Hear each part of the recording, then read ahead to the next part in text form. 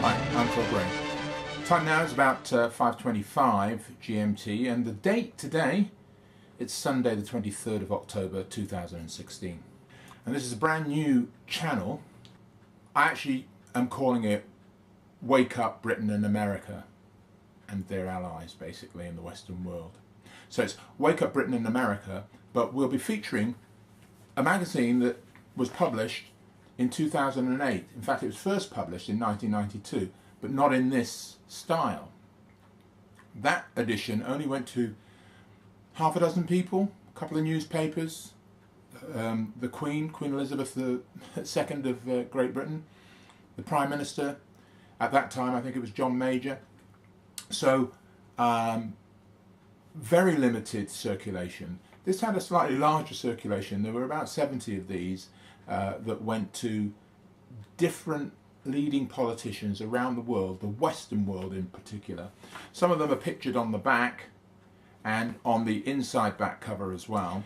I want to talk about this magazine on this channel because in this magazine, if you can read the strapline, it's warning the Western world today under the voice of prophecy, but it's also heralding the return of Jesus Christ. So you might guess that this is going to center a lot on biblical prophecy. So that's really what this channel is about. Calling Britain and America, its leaders, and particularly its people who've been misled or betrayed by their leaders, really, who've not given them this information. This information has been available to world leaders, as I say, since 2008, but it was first published to newspapers and the Queen in this country, Great Britain, in 1992. So it was probably treated as crackpot, harebrained, extremist, irrelevant literature. Probably went into the circular file. But that was the mistake, and there were subsequent warnings to let those leaders and those people who received this magazine that it would be a mistake not to take it seriously.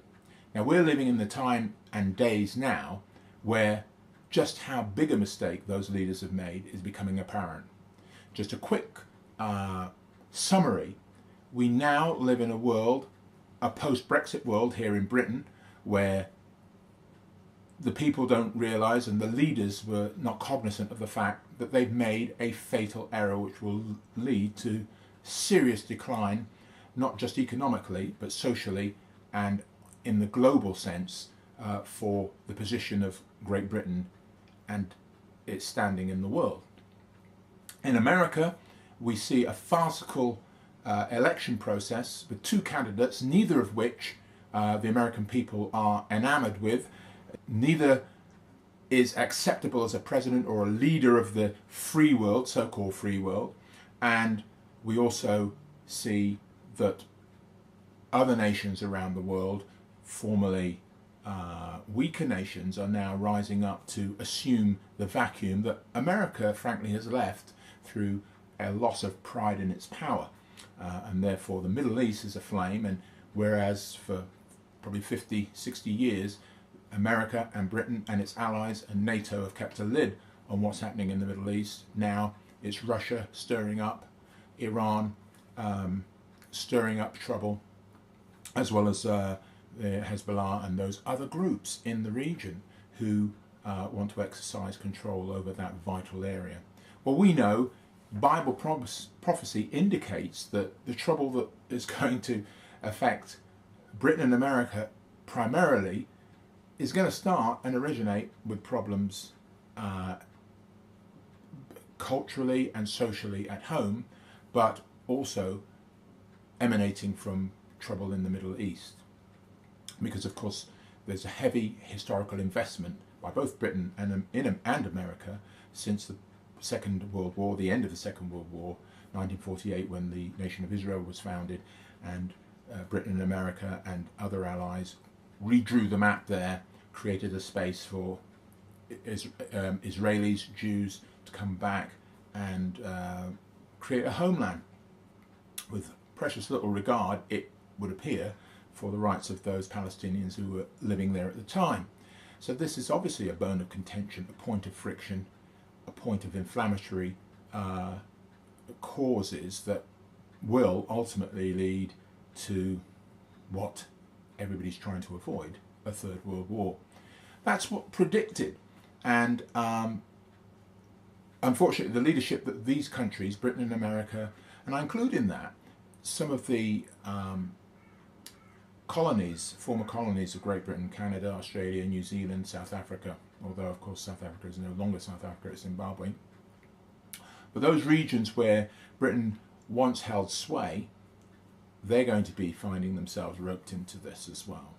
Because Britain, America, and to a certain extent at this time Europe, although as you'll see from this magazine, Europe is prophesied biblically to actually become the dominant power in the world for a brief period. So it's possible that very soon now, in the next year or two, we could see Europe have its tight political, economic, religious and social and cultural union with their own military, their own prime minister or president, their own foreign ministry, and so on. A unified bloc in a similar way that we see the United States. But assuming the power hitherto exercised by the United States, with China knocking on the door, trying to take over that leadership role, and Russia nipping at the heels of Western Europe, causing all kinds of trouble and mayhem, as we are aware in the Ukraine and in Syria indeed, and in other regions of the Middle East. So those are the types of things that you'll hear discussed on this new channel. We're talking about political, economic, social problems. There are environmental and ecological problems which are going to hit. They're not so predictable. Some of these things, these wars, we can almost predict, unfortunately. But the ecological things, like earthquakes, hurricanes, tornadoes, drought, famine, disease epidemics, those things are not so predictable as to when they'll break out. But we know they're going to come. The Bible prophesies them, and all of the circumstances and situations are extant today that will allow these things to occur. So I would encourage you, wake up America, wake up Britain, watch this blog.